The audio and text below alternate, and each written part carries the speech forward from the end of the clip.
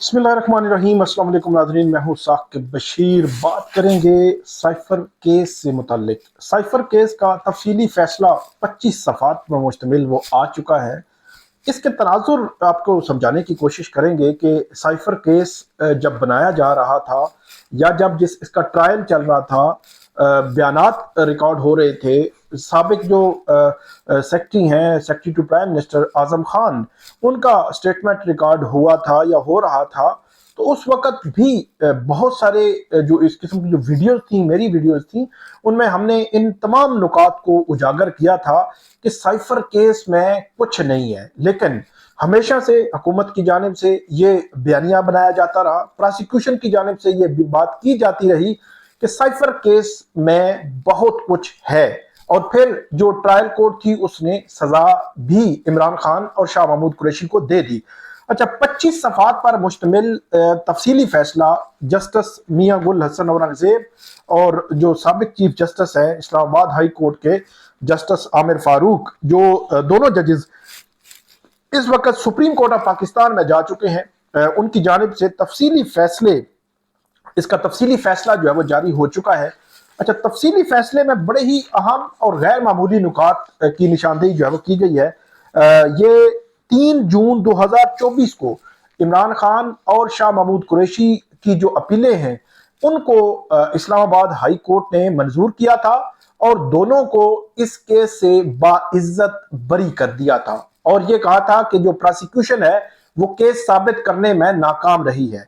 अब आपको बताएंगे कि तीन इसमें जो एलिगेशंस थे या तीन आप ये कह सकते हैं कि तीन किस्म के ऑफेंसेस इसमें लगाए गए थे। जो ऑफिशियल सीक्रेट एक्ट है उसकी 53A, 53C और 53D, ये तीन किस्म के जो ऑफेंसेस थे इसमें जो है लगाए गए थे। और इसमें जो 25 सफ़ात पर मुश्तमिल जो तफसीली फैसला दिया है ये इस्लामाबाद हाई कोर्ट ने, वो 25 सफ़ात का तफसीली फैसला मैं आपके सामने रखता हूँ। इसमें शुरू में तो अदालत ने जो इसमें जो आर्गूमेंट्स थे, जो प्रोसिक्यूशन का केस था कि प्रोसिक्यूशन ने ये केस कैसे बनाया, किस तरह शुरू हुआ, किस तरह आगे बढ़ा और किस तरह इसमें बयानात रिकॉर्ड हुए। इस केस में FIA इन्वॉल्व थी, फेडरल गवर्नमेंट इन्वॉल्व थी, सेक्रेटरी दाखिला, वजारत दाखिला इन्वॉल्व थी। उसके बाद ये जो केस है बना था और इसमें जो स्टेटमेंट्स, खास तौर पर जो ऑडियोज थी प्राइम मिनिस्टर इमरान खान उस वक्त के जो वज़ीर आज़म थे उनकी और आज़म खान की अलेज्ड जो ऑडियो लीक हुई थी, उन ऑडियो की फोरेंसिक करवाई गई और सारी चीज़ें जो है वो आगे बढ़ती गई। इसका क्रक्स मैं आपके सामने रखता हूं। इसमें जो अमेरिका से 2022 में 7 मार्च 2022 को जो साइफर आया था उसके हवाले से 28 मार्च या 26 मार्च को इमरान खान ने यहाँ पे इस्लामाबाद में परेड ग्राउंड में बात की थी और उन्होंने एक जो कागज लहराया था और ये कहा था कि जो है वो बैरूनी मुदाखलत हो रही है। और उसके बाद एब्सोल्युटली नॉट और अमेरिका के हवाले से एक पूरा बयानिया हमने बनता हुआ देखा और बयानिया बनते तोड़ते सारा कुछ चलता रहा। लेकिन ये ट्रायल आगे बढ़ता गया साइफर केस का। इमरान खान के खिलाफ ये केस बना, शाह महमूद कुरैशी के खिलाफ भी। जो ऑफिशियल सीक्रेट एक्ट के जज थे, जज अबुल हसनात मोहम्मद जुल्करनैन, वो जब ट्रायल कर रहे थे तो 2 दफा उनका ट्रायल कलअदम हुआ और उसके बाद कलअदम किया गया जस्टिस मियां गुल हसन औरंगजेब साहब की जानिब से। इसके बावजूद तीसरी दफा भी ट्रायल उन्होंने हेस्ट में किया। अच्छा, ये बात जो है ये ट्रायल जल्दी में हुआ था, ये बात और कोई नहीं कर रहा, ये यही 2 जजेस इन्होंने लिख दिया है कि ये जल्दी में ये ट्रायल किया गया था। 2 दफा ट्रायल कलअदम हुआ इस बुनियाद पर कि जज साहब को बताया गया कि आप ये ट्रायल ठीक नहीं कर रहे। फिर तीसरी दफा भी इसका ट्रायल जब कंक्लूड किया तो जिस तरह का फैसला आया है, मेरे ख्याल में ये एक बहुत बड़ी जो वो शर्मिंदगी का मुकाम है उस प्रोसिक्यूशन के लिए जिन्होंने वन साइडेड केस ये चलाया। आखिर में जो कुछ गवाह थे उन पर जरा भी नहीं हो सकी थी और 342 की स्टेटमेंट्स, फाइनल आर्गूमेंट्स भी नहीं हुए थे। रात को 1-1, 1:30 बजे ये समातें चल रही थी और ये 8 फरवरी इलेक्शन से पहले تقریباً 9 دن پہلے 30 جنوری 2024 کو اس کیس کا جو فیصلہ جو ہے وہ آیا تھا، اور اس فیصلے کے خلاف پھر اپیل 3 جون 2024 کو منظور ہوئی تھی، اور اب اس کا تفصیلی فیصلہ آیا ہے۔ تفصیلی فیصلہ جو آیا ہے اس کا کرکس میں آپ کے سامنے رکھ دیتا ہوں۔ ایک تو یہ بات ہو رہی تھی کہ تفصیلی فیصلہ آیا نہیں تو سپریم کورٹ آف پاکستان میں جو اپیل ایف آئی اے نے فائل کر رکھی ہے تو وہاں سے یہ ریمانڈ بیک ہو جائے گا، کیونکہ دونوں ججز سپریم کورٹ آف پاکستان میں جا چکے ہیں۔ تو اب یہ چیز ویلڈ نہیں رہی۔ کیوں؟ ایک بات تو کی جا رہی تھی کہ کیونکہ وہ ایک سابق چیف جسٹس ہو گئے اور ایک سابق جج ہو گئے ہائی کورٹ کے، تو دونوں جب سپریم کورٹ میں چلے گئے تو دستخط کیسے کریں گے، اور یہ کیس ریمانڈ ہو جائے گا اور اس کا نقصان عمران خان کو ہوگا۔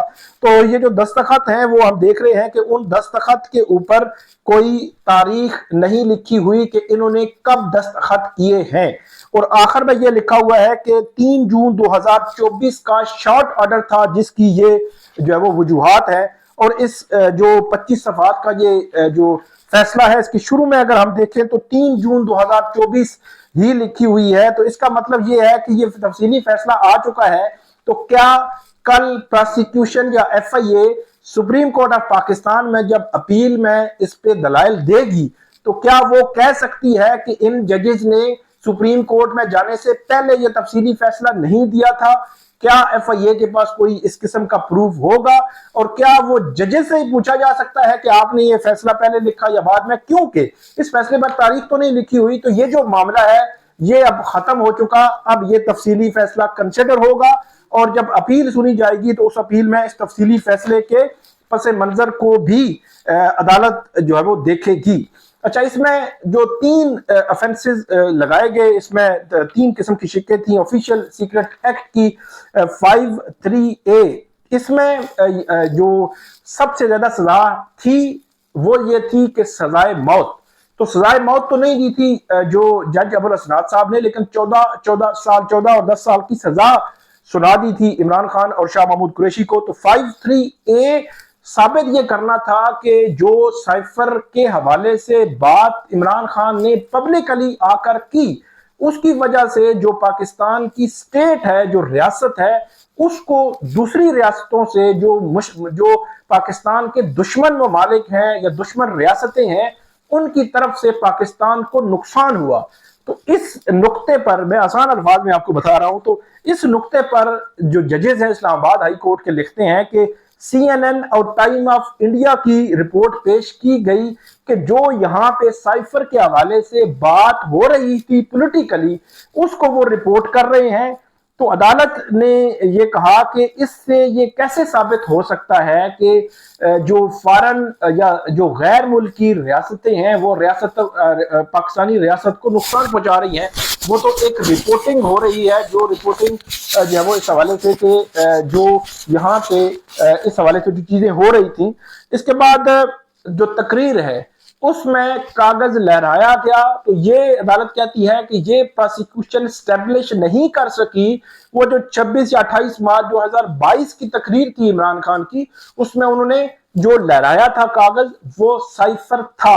عدالت یہ کہتی ہے کہ اس کو ہم مطلب ایک پولیٹیکل سٹنٹ بھی کہہ سکتے ہیں کہ ایک پولیٹیکل لیڈر پولیٹیکل سٹنٹ جو ہے وہ اس نے استعمال کیا ہو۔